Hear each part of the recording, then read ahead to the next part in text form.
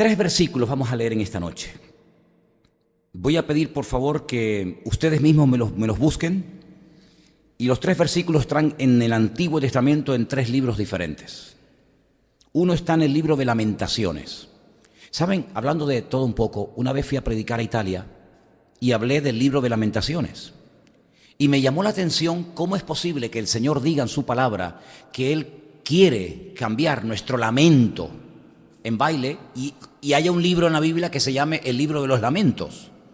Entonces comencé a informarme y es que ese nombre que nosotros le damos al libro de Lamentaciones no se llama en hebreo Lamentaciones, sino que como son lamentos por la destrucción de Jerusalén y por todas las tragedias que han venido, se le llamó así, pero generalmente, no siempre, pero generalmente a muchos libros de la Biblia se le da el nombre de la primera palabra importante de la primera frase del primer versículo.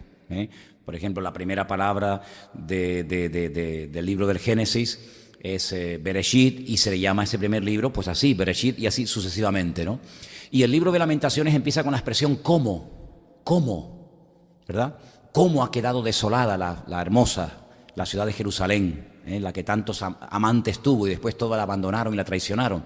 Pues ese libro se llama en hebreo ¿cómo? ¿Sí? ¿Cómo? No como el lago Como de Italia, sino como esa expresión, ¿no? Esa admiración ¿cómo? ¿Verdad? Vamos a ir al libro de ¿cómo? Al libro de Lamentaciones, capítulo 3, verso 37. Como es un libro que no se lee mucho, te voy a dar tiempito para que lo busque alguien y cuando lo tenga me indicas. El segundo versículo que vamos a leer está en Isaías 45, versículo 7. Repito, Isaías 45, versículo 7. Y el tercer versículo está en un libro de un profeta menor llamado Amós, capítulo 3, versículo 6. Voy a volver a repetir los tres textos, para los que toman nota y para los que todavía no lo han encontrado. Lamentaciones 3:37, Isaías 45, 7 y Amós, capítulo 3, versículo 6. Vamos a empezar con el libro de Lamentaciones y quiero que alguien en alta voz, y cuando digo alta voz, que sea alta voz para que los que están en casa puedan escuchar tu voz allí en internet. Lamentaciones 3:37, ¿alguien me lo puede leer fuerte y claro, por favor? ¿Quién lo tiene? Hermana Dominga, ¿lo tiene usted? Venga, adelante.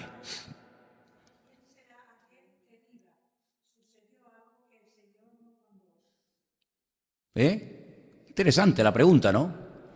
¿Quién se atreverá, no? ¿A quién se le ocurrirá decir que sucedió algo que el Señor no mandó?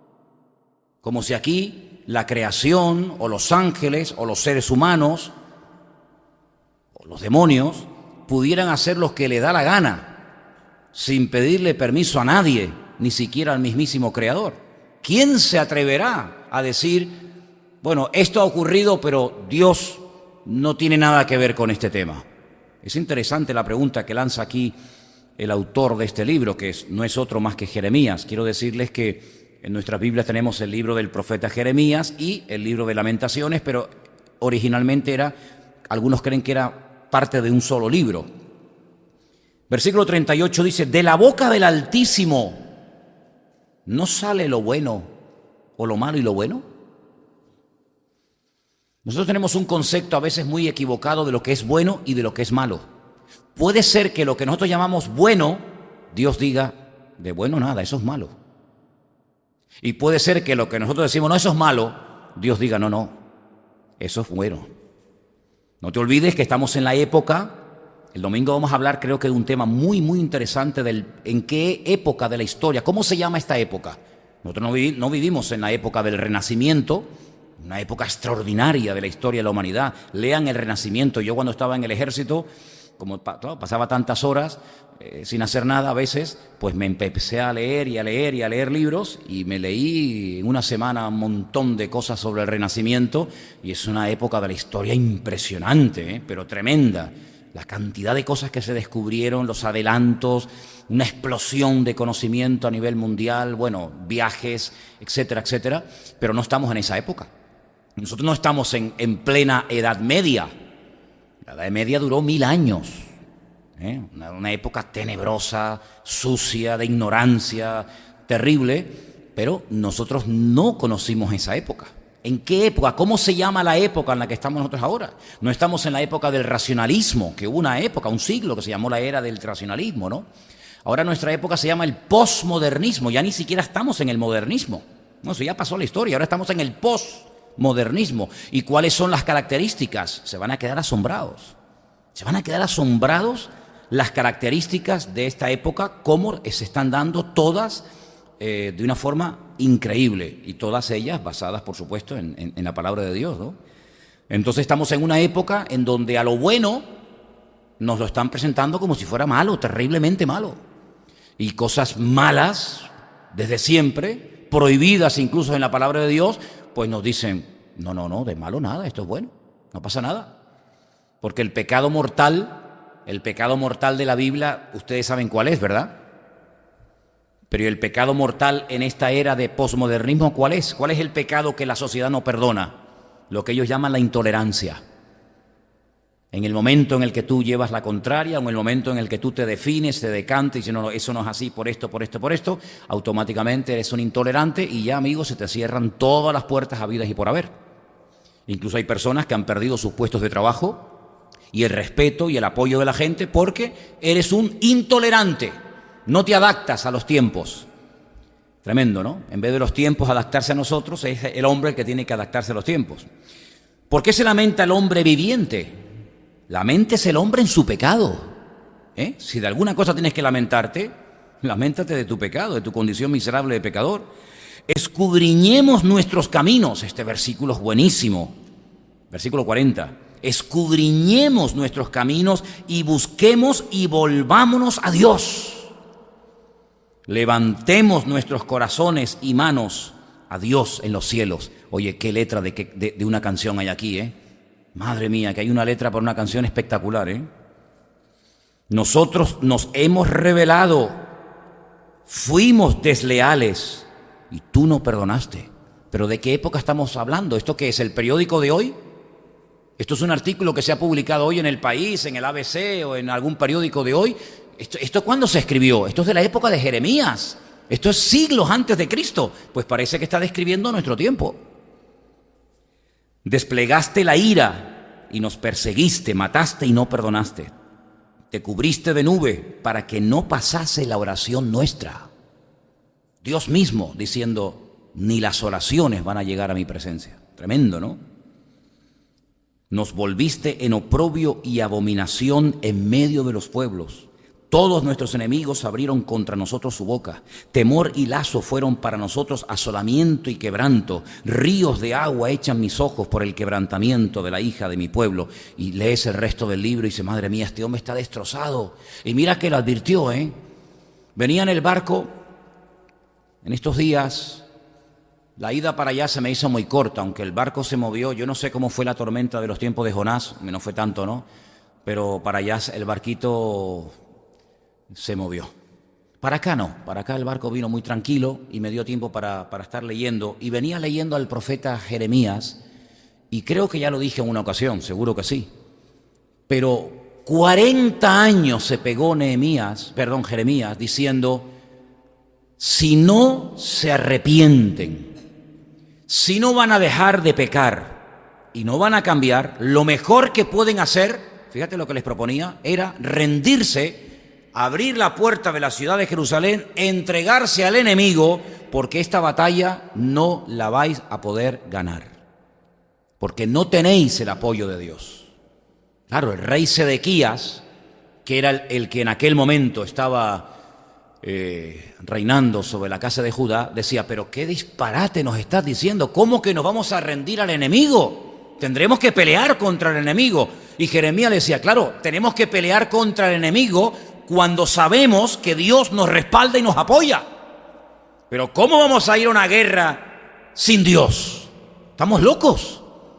Y como en esta guerra Dios no nos va a apoyar porque estáis en desorden, estáis en pecado, estáis en el peor momento de vuestra historia como país, ríndanse y así podrán salvar la vida. Y a ti, Sedequías, yo te digo que no tengas miedo del rey de Babilonia, de Nabucodonosor, porque te va a perdonar la vida. Hombre, te va a llevar cautivo a su tierra, eso está más claro que el agua, pero no va a matar a tus hijos, no va a violar a tus mujeres, no te va a hacer daño a ti. No había manera. Lo metieron hasta en la cárcel, en pozos vacíos, pero que estaban llenos de barro, y allí lo metían, y el hombre quedaba como clavado en aquel pozo, de tal manera que cuando quisieron sacarlo, dice que tuvieron que ponerle trapos debajo de los sobacos para que al tirar de él no lo partieran, ¿verdad? Y dice que a escondidas, de noche, el rey llamaba al profeta Jeremías y le decía, no le digas a nadie que te he llamado, ¿eh? A ver, dime de verdad, palabra de Dios, ¿qué dice el Señor que tenemos que hacer? Y él les decía, ya te lo he dicho, rey, que te rindas al rey de Babilonia, que Dios no está con nosotros. En otros momentos sí estuvo, pero ahora no, que hemos pecado, que ya la gloria de Dios no está con nosotros, que esta ciudad está entregada a la destrucción, y como el país no se va a arrepentir, ni queréis cambiar, entréguense, y así no te van a matar. Y él le decía, sí, pero en cuanto sepan que yo soy el rey, me van a hacer daño. Y dice, tú no temas por tu vida, el Señor te va a cuidar, te va a proteger. Lo volvían otra vez a meter en la cárcel a pan y agua. Y llegó, lamentablemente, la destrucción. ¿Quién permitió que el templo de Jerusalén fuera destruido? ¿Quién permitió aquello? Dios. ¿Quién permitió que las murallas de Jericó, la muralla de Jerusalén se derrumbaran? Dios. ¿Quién le permitió al rey Nabucodonosor, rey pagano, idólatra, etcétera, etcétera, que destruyera y matara a miles y a miles y a miles de personas en Jerusalén? Dios. ¿Quién le permitió al rey Nabucodonosor y a su capitán Nabuspasarán, que creo que se llamaba así, que llevara a miles de personas a Babilonia, entre ellos los jóvenes que hablamos antes, en la canción que cantamos, incluido Daniel? ¿Quién permitió toda aquella masacre? Dios, ¿sí o no? Porque dice aquí, lo hemos leído esta noche, ¿quién será aquel que diga que algo sucedió y que Dios no lo mandó? ¿A Sedequías se escapó de noche? Hay una cueva en Jerusalén por la cual él huyó y se fue hasta el desierto, y en Jericó dice que lo atraparon, le arrancaron los ojos y se lo llevaron encadenado a Babilonia, y allí murió después de haber matado a sus hijos y violado a las mujeres, etcétera, etcétera. ¿Te das cuenta las tragedias que se podían haber evitado? Las muertes, la sangre derramada que se podía haber evitado si este hombre se hubiera rendido y hubiera dicho, mira, pues en esta guerra no vamos a perder ni un minuto, porque Dios no está con nosotros. Y cuando Dios está con nosotros, adelante, hermano, no hay que tenerle miedo a nada ni a nadie. Pero, hermano, como te metas en un lío en el cual Dios no te haya metido o te haya dicho que te metieras, puedes perder la vida. Puedes perder la vida. Y te recuerdo que solamente tenemos una. Bueno, pues todo esto lo permitió el Señor. No fue el diablo el que destruyó Jerusalén, ¿eh? Nabucodonosor fue un instrumento. ¿Sabes que en el libro de Jeremías hay un momento en el que el Señor a Nabucodonosor lo llama mi siervo Nabucodonosor? Es como el látigo, el azote que yo voy a utilizar para castigar a mi pueblo. Así que en este momento dice, yo también lo voy a tratar a él, cuidado, yo también lo voy a juzgar a él, que él no es el niño bueno de la película. Pero en este momento tengo que utilizarlo a él como mi siervo, como mi instrumento para castigarles a vosotros. Y así fue. País, un desastre, el templo quemado. Bueno, un desastre. Quedaron unos poquitos. Y entonces el rey de Babilonia puso allí a un capitán que le dijo a Jeremías, mira, si quieres ir a Babilonia, puedes venir. Si te quieres quedar aquí, te puedes quedar. El rey dice que hagas lo que quieras, a donde quieras ir, que vete con libertad. Él suelta hoy tus cadenas y te libra de la muerte. Jeremías dice, no, yo me quedo aquí. Se quedaron muy pocas personas en el país. Y entonces dice que comenzaron a venir los poquitos que habían quedado, imagínate, arruinados, heridos. Se reunieron con el profeta Jeremías y le dijeron, hemos visto el desastre profetizado por ti durante 40 años, que se ha cumplido literalmente al pie de la letra, y lo que queremos pedirte es que ores por nosotros. Queremos que consultes al Señor.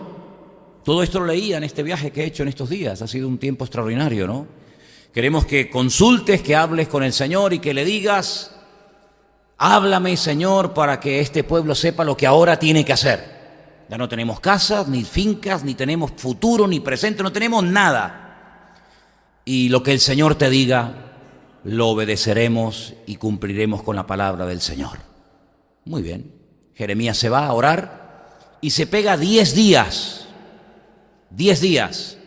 A mí me hace gracia cuando hay gente que dice: no, es que Dios me dijo, es que Dios me dijo, Dios te dijo. Y estos hombres de Dios se tenían que pegar a veces semanas esperando en la presencia del Señor, y tú descuelgas el teléfono y ya Dios te dice: hola, ¿qué tal? Buenos días. Una cosa increíble, ¿no? A los 10 días viene Jeremías, reúne a todos y dice: tengo palabra del Señor para todos ustedes. Bueno, gloria a Dios, por fin, ahora sabemos lo que vamos a hacer. El Señor me dice que les diga que la idea que tienen de irse a Egipto, porque claro, en Egipto siempre había trabajo. Yo no sé cómo son las cosas, pero en Egipto siempre hay agua, en Egipto siempre hay trabajo, en Egipto parece que siempre todo va bien. Pues el Señor me dice que les diga que ni se les ocurra ir a Egipto, porque la espada que teméis, las pestes que teméis y el miedo que tenéis de quedaros aquí, el rey de Babilonia también va a ir a Egipto. Fíjate la distancia que hay, no sé cómo estás de geografía, pero de Babilonia hasta Egipto hay una tirada. Y si ustedes creen que por irse lejos el hambre, la peste y la muerte va a huir de ustedes, se equivocan, porque allí les va a atrapar. Dice: el que no muera de hambre morirá a espada, el que no muera a espada morirá de peste, y el que no muera de peste, bueno, le pone un panorama terrorífico y les dice: el Señor dice que os quedéis aquí. Es un disparate, pero si el Señor lo dice, pues gloria a Dios, que nos quedemos aquí, porque aquí el Señor nos bendecirá y vamos a poder levantar el país. Y bueno, y aunque esto pinta muy feo, pues el Señor nos dice que no temamos y que aquí vamos a ser bendecidos y tal y cual. Termina la exposición del profeta Jeremías. La respuesta del pueblo fue: gloria a Dios, qué bueno, por fin sabemos lo que tenemos que hacer, ¿sí? Cuando yo leí aquello, yo digo: Dios mío, pero esto, ¿cómo puede ser esto, Señor? Y le dijeron: eso es mentira. Así: a ti Dios no te ha hablado nada. Eso no es palabra de Dios, esto lo estás inventando tú. Y le obligaron a Jeremías a ir con ellos cautivo a Egipto. Y claro, se cumplió la palabra. Cuando llegaron a Egipto, al año de estar en Egipto, llegó Nabucodonosor, arrasó con Egipto, destruyó con todo, y se cumplió la palabra del Señor. ¿Qué te parece? ¿Quién es el que permitía estas matanzas, estas guerras, estos ataques? No era la ira de Dios, no eran los justos juicios de Dios los que se estaban manifestando en aquel momento de la historia, ¿sí o no?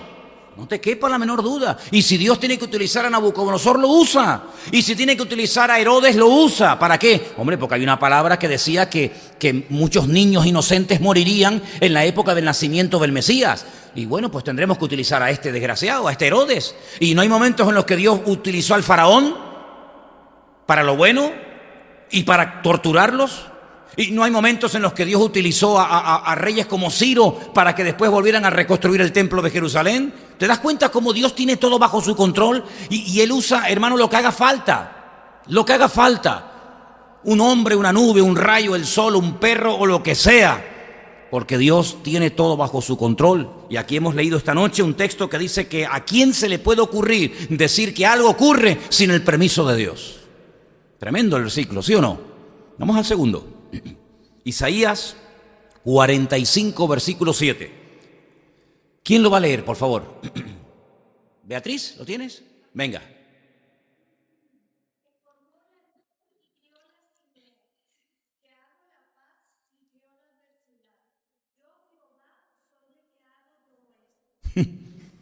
Dios formó la luz. ¿Cuántos lo creen? Dijo Dios: sea la luz, y fue la luz. Así que con la primera parte del versículo, ¿estamos de acuerdo, sí o no? Bien. Creó las tinieblas, ausencia de luz, tinieblas. Hago la paz, sí o no. Pero en la segunda parte, ¿crees? Y creo la adversidad. Hombre, en lo de la paz sí, pero la adversidad será el otro, ¿no? Será el diablo, ¿no? No, eso no dice el versículo. La Biblia dice que yo formo la luz y creo las tinieblas, que hago la paz y creo la adversidad. Yo soy el Señor el que hago todo esto. Cuando tú comiences a conocer más del Señor, te vas a dar cuenta de que Dios puede hacer mucho más de lo que tú te puedas imaginar. Hay gente que tiene un concepto muy particular de Dios y dice, bueno, eso Dios no lo puede hacer. Mira, Dios puede hacer eso y 1000 veces más. Eso y 1000 veces más. ¿Cuántas veces yo he dicho desde este mismo púlpito, quién mandó el diluvio a la humanidad? ¿Quién mandó el diluvio? ¿Quién le dio orden a las aguas de abajo que subieran y a las de arriba que bajaran? ¿Quién fue el que advirtió a través de la boca de Noé que iba a venir un diluvio? ¿Y quién fue el que después mandó el diluvio? ¿Quién fue? Porque yo no veo al diablo por ninguna parte. Yo veo en todo momento a Dios diciendo, voy a hacer esto, esto y esto, si no hay un cambio, si no hay una conversión genuina. ¿Y pasó o no pasó? Hombre, ¿cuántos murieron en el diluvio? ¿10? ¿50? Bueno, nadie sabe exactamente la cifra, pero yo creo que miles. Y que yo sepa, el diluvio lo mandó Dios. ¿Que lo advirtió? Sí. Pero el diluvio lo mandó el Señor. Algunos dicen, bueno, pero hay algo que la gente habla muchas veces y se cargan de razones cuando dicen, pero bueno, es la naturaleza. La naturaleza, ¿no? La madre naturaleza, ¿no? Incluso en algunas culturas le dan a la naturaleza poderes que Dios no le ha dado. Por eso en algunos lugares las criaturas han terminado adorando a la creación misma, ¿verdad? La famosa Pachamama, la madre tierra, ¿no? Como que de ella viene toda, ¿eh? Y hay que adorar la tierra, porque al fin y al cabo del polvo venimos y al polvo nos vamos. Pero las leyes de la naturaleza y la naturaleza misma, ¿quién la creó? ¿O es que Dios no sabía que con las leyes que Él le iba a dar? Porque la naturaleza, las leyes que tiene, alguien se las tuvo que dar. Las limitaciones de la naturaleza, ¿quién se las puso? Dios se las puso. ¿Quién le dijo al mar, hasta aquí llegas, amigo? ¿Quién le dijo al sol, tú ahí? Y a la luna, tú allá. Y a Plutón, tú aquí. ¿Y quién creó el magnetismo? ¿Y quién creó las leyes de la física? ¿Quién creó todo eso? Las creó el Creador, las creó Dios. Bien. ¿Dios creó a la naturaleza con la capacidad de producir terremotos? Sí, claro. ¿O es que Dios no sabía que la Tierra en un momento determinado puede explotar y puede mandar toneladas de lava afuera y matar a personas? Claro que lo sabía. ¿O es que Dios no sabe que ¿verdad? Que la corteza terrestre, las capas continentales pueden chocar la una contra la otra y producir tremendos terremotos? ¿O es que Dios no sabe que la naturaleza podría producir huracanes y maremotos y tsunamis? Pues claro, ¿cómo no lo va a saber? Pero sí fue Dios el que dotó a la naturaleza de esa capacidad. Luego, no es la naturaleza la que unilateralmente decide mañana un terremoto, pasado un tsunami, mañana un huracán, mañana un tornado, que no es lo mismo un huracán que un tornado, no tiene nada que ver una cosa con otra. Y mañana, ¿quién es el que permite todas esas cosas? Satanás es el que ahora vamos a darle atribuciones de Dios teniendo poder sobre la creación. Dios no ha perdido, el Creador no ha perdido su poder y su dominio y su autoridad y su control sobre todo lo creado, incluido tu vida y la mía. ¿Cuántos dicen amén? Todo está bajo el control de Dios. Y hay momentos en los que Dios, en un lugar, si hay cambios, manifiesta su misericordia. Y hay otros momentos donde en el mismo lugar, si no se produce un cambio genuino, pues puede derramar su ira. En diciembre tengo que ir a dar un seminario de 3 días, o de varios días, a Suiza. Y me han pedido algo que yo nunca me lo han pedido así. Me han pedido que durante todo un día sábado, por la mañana y por la tarde, dé un estudio sobre todos los profetas mayores y menores del Antiguo Testamento. Nahum, Habacuc, Sofonías, Malaquías, Ageo, Isaías, Jeremías, Daniel, Ezequiel. Claro, tú imagínate las horas que me tengo yo que pegar para poder explicar uno por uno cada profeta, cada libro, qué dicen bueno, imagínate, un trabajo de chinos aquello, ¿no? En fin.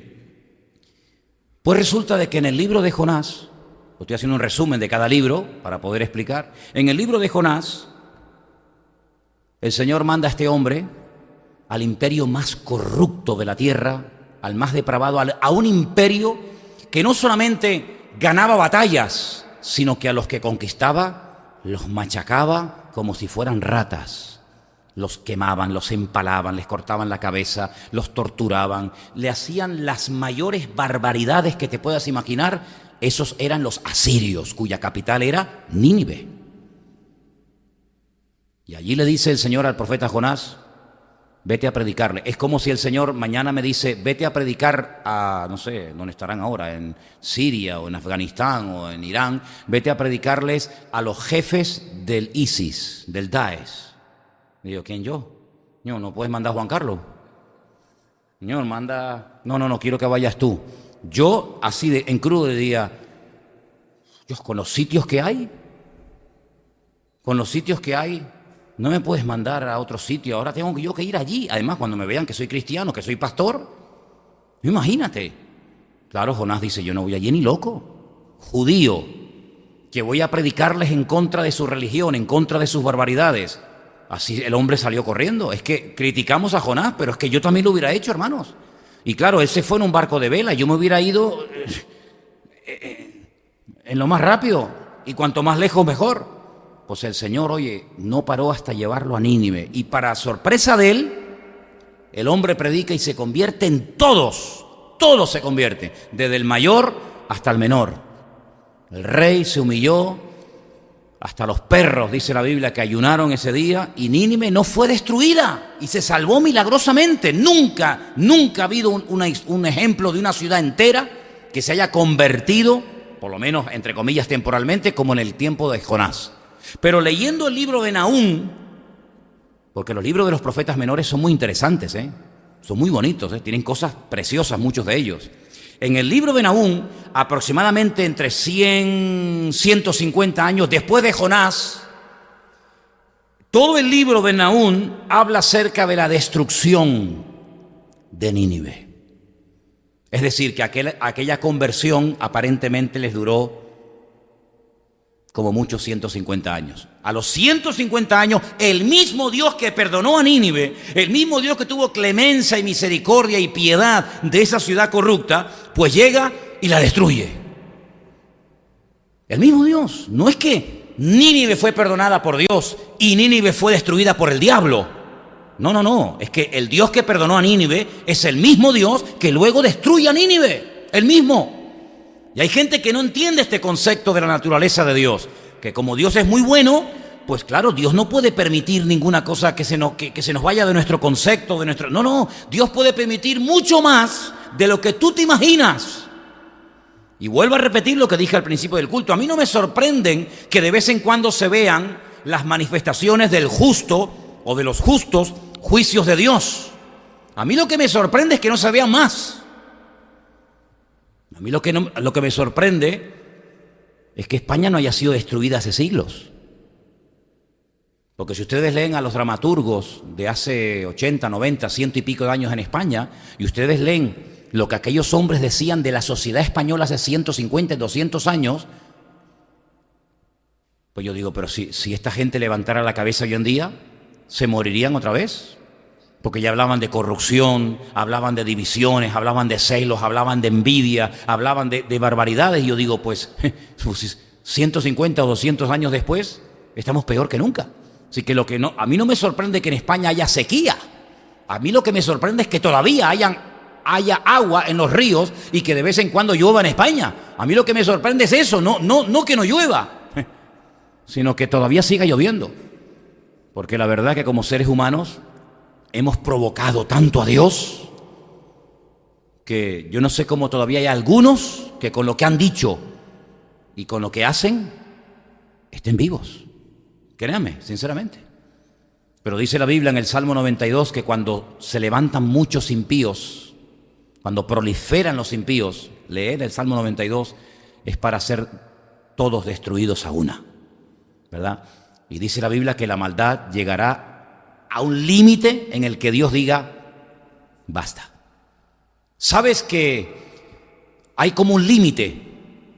Hay como un límite que Dios dice, ya no puedo permitir más. Hubo un límite en el diluvio. Dios dijo, no, ya con esto que habéis hecho, ya habéis sentenciado vuestra muerte. Hay un límite en la maldad del amorreo, dice la Biblia. Dice la maldad del amorreo aún no ha llegado al límite, pero cuando llegó, mira cómo fueron allí los israelitas, ¿no? Y hay un límite en Egipto, y hay un límite en España, y hay un límite en Europa, y hay un límite en el mundo. Y yo creo que estamos jugando con fuego y estamos llegando a un límite en el que los justos juicios de Dios se van a derramar de una manera impresionante entre nosotros. Así que Isaías 45:7, que lo leímos, lo dice muy claramente. ¿Lo podemos poner otra vez en la pantalla, Johnny? Isaías 45, versículo 7. El que formó la luz y creó las tinieblas, el que hizo la paz y crea la adversidad, y dice, yo soy el Señor el que hago todo esto. Pero hay uno más, y dijimos que era el de Amós, capítulo 3, versículo 6. Y no sé si alguien lo tiene preparado para leerlo. A Juan Carlos, vamos. Amós 3, 6.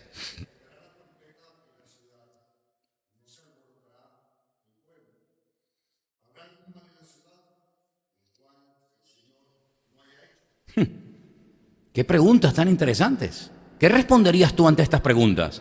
Si se te presenta y te dice en la cara, Amós, hermano, mira, ven para acá, te voy a hacer una pregunta. Claro, hoy en día el tema de la trompeta en la ciudad a lo mejor a ustedes les suena un poco... Bueno, si te suena el móvil, te llega un mensaje de WhatsApp, ¿no cogerás el móvil a ver quién te escribe? ¿Sí o no? La maquinita diabólica, ¿eh? Se tocará la trompeta en la ciudad y no se alborotará el pueblo. ¿Cuándo se tocaba la trompeta en la ciudad? Cuando venía el peligro. Oye, prepárense que viene el enemigo. La atalaya estaba allí y decía, oye, ustedes no lo ven, pero que yo estoy más alto que ustedes y viene una multitud que vienen a por nosotros. Y el tío tocaba la trompeta y la ciudad se alborotaba. Venga, unos por aquí, unos por allá, cogían las armas y tal. ¿Habrá algún mal? No dice algún bien. No, dice algún mal. Es como la pregunta de qué es más fácil o qué es más difícil, decirle a ti te perdono tus pecados o levántate, toma tu lecho y anda. ¿Qué dice ese versículo? ¿Qué es más fácil o qué es más difícil? ¿Te acuerdas lo que estoy hablando? ¿Qué es más fácil, decirle al paralítico o qué es más difícil? Piensa, no es lo mismo. Bueno, pues aquí no dice, ¿habrá algún bien? No, ¿habrá algún mal en la ciudad el cual Dios no haya hecho? Porque no hará nada el Señor sin que revele su secreto a sus siervos los profetas. Si el león ruge, ¿quién no temerá? Si habla el Señor, ¿quién no profetizará? Por eso, el mismo Señor Jesucristo, que fue el mejor profeta de todos los tiempos, cosas que Él dijo hace 2000 años, hoy en día vemos que en nuestra sociedad, en esta era de posmodernismo, que analizaremos el domingo, Dios mediante, para nosotros son cosas normales, guerras y rumores de guerras. Ustedes dirán, pero hermano, siempre hubo guerras, la Biblia está llena de guerras. El otro día hablando con Esperanza me decía, yo estoy leyendo el Antiguo Testamento y casi ya me salpica hasta la sangre, ¿no? Porque hay sangre por todos los lados. Cuando no son con los filisteos, son con los edomitas. Cuando no con los edomitas, siempre hay batallas por todos lados, y es verdad. Un día se me ocurrió, no lo he hecho, pero un día se me ocurrió decir, voy a ir sumando las cifras de muertos que de vez en cuando la Biblia dice. No siempre lo dice, pero hay momentos que dice, y murieron 45.000, a punto, ¿no? Y seguir leyendo y leyendo, voy a sumar más o menos cuántas muertes, pero claro, ya lo dejé porque aquello me iba a faltar libretas, ¿no? Hay guerras por todas partes, sí. Pero el nivel al que se puede hoy en día luchar y la destrucción masiva que se puede producir hoy en día nunca existió.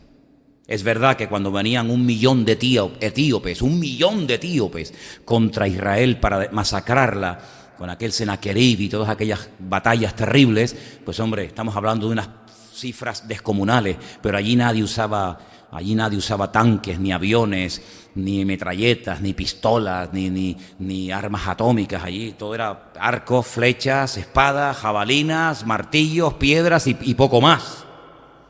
Pero es que hoy en día un señor te toca un botón y te puede mandar una bomba y te puede matar a 10 millones de personas así, en un segundo.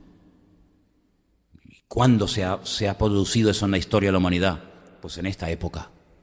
Hoy en día hay países que tienen poder para destruir continentes enteros. En la época de Gorbachev, ¿os acordáis? Aquel político ruso que tenía aquella mancha en la frente, que decían, este es el anticristo.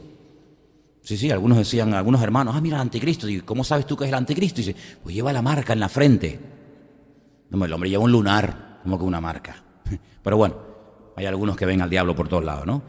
Pues ya en la época de Gorbachev, vienen los años que han pasado, él llegó a decir que en aquel momento la Unión Soviética tenía 1.200 misiles, que eso no es nada, 1.200 misiles con cabezas nucleares, cada uno de ellos, más potentes que las bombas que los americanos lanzaron sobre Hiroshima y Nagasaki en la Segunda Guerra Mundial. Solamente un cohete, y tenían 1.200. Lo que han creado desde esa época de Gorbachev hasta hoy en día. Solamente la Unión Soviética, pero te recuerdo que hay potencias hoy en día en el mundo que también tienen armamento nuclear, Rusia, América, Israel, Pakistán, la India, Francia, etcétera, etcétera. Y probablemente alguna más que no sepamos. De momento, 6 o 7, pero ¿qué te parece? Para destruir países y continentes enteros. Bueno, alguien una vez hizo un cálculo, si se usaran todas las armas nucleares que hay en este momento en el mundo, todas al mismo tiempo, podría destruirse el planeta Tierra 3 veces. Todas las montañas, todos los ríos, todos los mares, todos los océanos, absolutamente todo, 3 veces. Destruimos la Tierra 1 vez, 2 veces y 3 veces.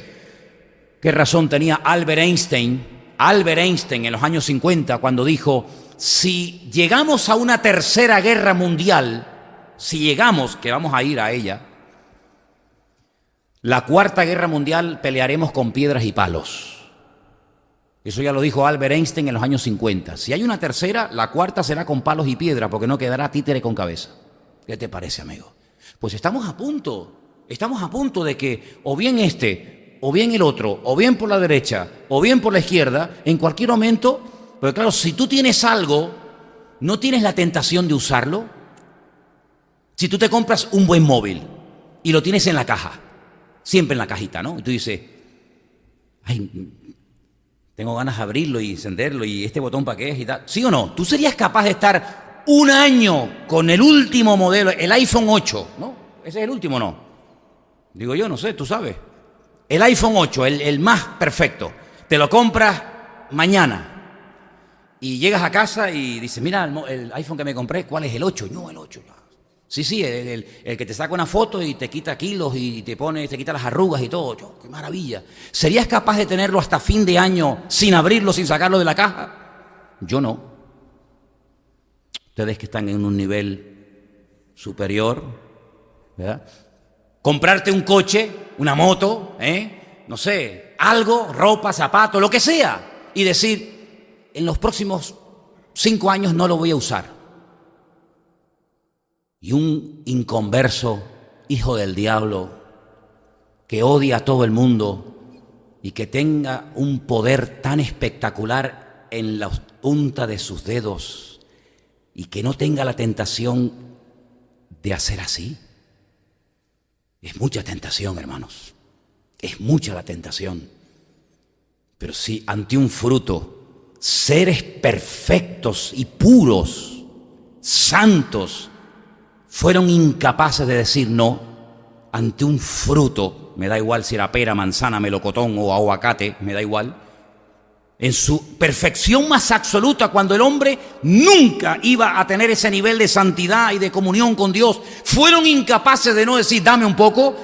En este tiempo de corrupción, de pecado, donde el diablo está por ahí dando vueltas, y que yo en la punta de mi dedo pueda destruir a mi enemigo y no caer nunca en esa tentación, no me lo creo. No me lo creo. ¿Por qué no ha sucedido? Por una sola razón. Por una sola razón. ¿Sabéis cuál es? Porque Dios, de momento, no lo ha permitido. Con los millones de musulmanes que tenemos viviendo en Europa y en España, no hay cientos, no digo miles, no hay cientos, no hay docenas en Europa que les encantaría destruir a infieles con bombas, con lo que sea. ¿Por qué no sucede más? por la misericordia de Dios. Lo que se podía haber producido en Barcelona, hermanos, no somos conscientes, porque no sucedió, gracias al Señor, de lo que podía haber ocurrido. 3 furgonetas cargadas con cientos de kilos de dinamita o de polvo, lo que sea, y docenas y docenas de bombonas de gas. Hermano, eso hubiera sido una masacre. Probablemente estaríamos hablando de miles de personas y de centenares de edificios destruidos en una ciudad como Barcelona. ¿Por qué no ocurrió? Por la misericordia de Dios. Así que no me sorprende que no ocurra, o que ocurra. Lo que me sorprende es que no haya más casos como esos. Yo veo todos los días la misericordia de Dios, porque raro es el día que o en Bélgica, yo voy para allá ahora, o en París, o en Ceuta y Melilla, que está aquí al lado, o en Madrid, o en Barcelona, no cogen a chavales que ya están preparados, ya a punto de inmolarse, pero todos los días. ¿Y por qué no hay más atentados? ¿Y por qué no hay más muertes? Íbamos navegando en el barco y iba hablando con unas personas y decíamos, cuando nos montamos para allá, para acá no, para acá sí nos controlaron los perros, la Guardia Civil y tal, pero cuando íbamos para allá, yo salía a las 6:30 de la mañana de aquí del puerto, rumbo a Huelva. No nos revisó nadie. Yo podía haber llevado a una persona escondida en el maletero, nadie me abrió el maletero, nadie me preguntó nada. Pase. ¿Se imaginan? Una célula yihadista en un barco en alta mar. Cortan la radio, cortan las transmisiones, se lían a tiros. Hasta que llega alguien allí a salvarnos en alta mar. Aquello puede ser una carnicería. ¿Por qué no ocurren esas cosas? La misericordia de Dios. En estadios, en colegios, en universidades, en centros comerciales, en iglesias evangélicas. ¿Por qué no ocurren más cosas de estas? Por la misericordia de Dios. Como para no creer en Dios. Como para no creer en el Señor con lo que está cayendo. Entonces, hermanos, estos 3 versículos que hemos leído, el de Lamentaciones, el de Isaías y el de Amós, nos muestran que hay momentos en los que Dios, porque Él lo cree conveniente, y no significa que tenemos que entenderlo todo, hay momentos en los que Él quiere poner a naciones enteras de rodillas. Y hermanos, miles, y créanme, miles de personas y muchos cristianos que se habían apartado de los caminos del Señor cuando el famoso tema de las Torres Gemelas volvieron a las iglesias y veías a la gente de rodillas en las calles orando, como el famoso terremoto en Haití. Yo conozco hermanos que fueron de Italia a ayudar al terremoto de Haití, donde murieron miles de personas, más de las que dijeron. Y uno de ellos, un hermano de Remar, que fue allí a colaborar, me dijo que estaba un día en la casa duchándose, cantando. Mientras se duchaba, cantaba alabanza. A lo mejor no lo dejaban cantar en el culto.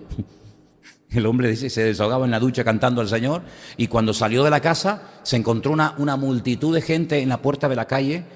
Y él se asustó y dijo, ¿qué pasa? ¿Qué hacen ustedes aquí?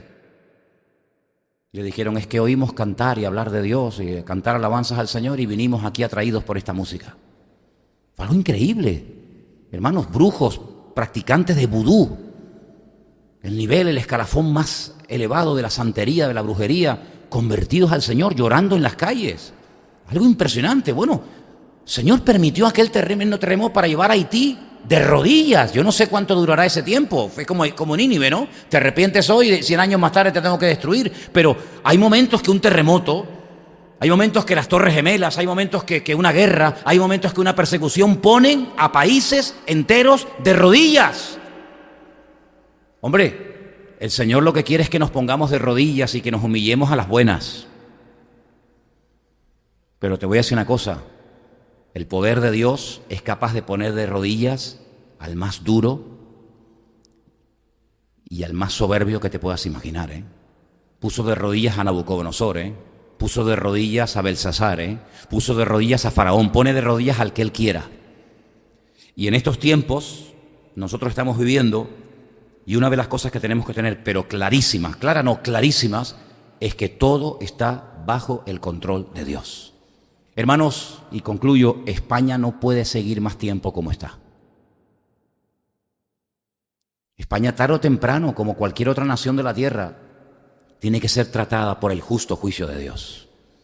Y si lo de Cataluña, como en su momento lo de la ETA o lo que fuera, tiene que llevar a este país a buscar de Dios y a pedir misericordia y clemencia del Señor, pues bienvenido sea el justo juicio de Dios. Porque, repito, Dios no tiene ninguna necesidad de pedirle permiso a nadie. Y Dios no le va a pedir perdón jamás a nadie. El perdón en el concepto de Dios no entra. Eso es algo de nuestra relación de nosotros con Él. Pero Dios no tiene que pedirle perdón a nadie, porque cuando Dios hace algo, no tiene que decir, ay, perdón, me equivoqué, lo siento. No, Dios cuando hace algo, lo hace justo. Las pruebas de Dios son justas, los juicios de Dios son justos. Todo lo que Dios hace es justo, aunque nosotros con nuestro nivel muy limitado de justicia no entendamos todo lo que ocurre. Yo conozco gente que buscó en la enfermedad a Dios. Ya que en la salud no lo buscabas, ya vas a ver cómo lo vas a buscar cuando te digan que te quedan 3 meses de vida. Ya vas a ver cómo vas a orar y ya vas a ver cómo te vas a humillar, que no siempre ocurre. Hemos tenido casos de personas que saben que se están muriendo, le hemos pedido que si querían que oráramos por ellos y nos han dicho descaradamente, no. Bueno, vale, ni la enfermedad te doblega, ¿no? Muy bien, pero nunca dirás que no tuviste tu oportunidad. Dios sabe perfectamente cómo hacer las cosas. Y estamos en unos tiempos en los que nosotros, créame hermano, más que nunca, nosotros jugamos un papel fundamental. ¿Por qué? Porque nosotros tenemos una palabra profética segura y es la única esperanza que le queda al ser humano, que es el Evangelio de nuestro Señor Jesucristo. Abran la boca, hermano, llévense folletos, llévense Biblia, llévense Nuevo Testamento. No pueden haber durante meses y meses y meses y meses folletos, Biblias en la iglesia. Se tienen que repartir continuamente. Y después se comprarán más, ¿verdad? Pero tenemos que hablar más que nunca del Señor a la gente. Porque les digo sinceramente, las cosas se van a poner cada vez más duras, más difíciles, pero nosotros sabemos en quién hemos creído. Y así como el mundo va a ir de mal en peor, el Señor ha prometido estar con nosotros todos los días hasta el fin del mundo. ¿Cuántos dicen amén? Vamos a orar, hermanos. Cierra tus ojos donde estás, por favor. Lean otra vez, por favor, estos 3 versículos que les di, el de Malaquías, el de Isaías, el de Lamentaciones, el de Isaías y el de Amós. Vuelvan a leerlos, mediten en ellos, descubran más aspectos de la naturaleza y de la esencia de Dios en cada uno de ellos, y que el Señor nos ayude a entender que sí, Dios es amor, por supuesto, ¿quién no duda? Pero Dios también es justicia. Y Dios también tiene todo el derecho de extender su mano sobre su tierra, porque del Señor es la tierra y su plenitud, y de entrar en juicio con las naciones. Y el tiempo ha llegado en el que nadie se va a librar. Gracias te damos por tu bendita palabra, Señor. Queremos en esta tarde darte la gloria, la honra, toda la alabanza, porque sabemos que todo está bajo tu control y tenemos la paz, la seguridad, la esperanza de que tú estás con nosotros a nuestro lado y de que nada que tú no permitas sucederá en nuestra vida. Manténnos firmes en la fe, que podamos pelear, Señor, la buena batalla y guardar la fe y mantenernos firmes en tus caminos, Señor.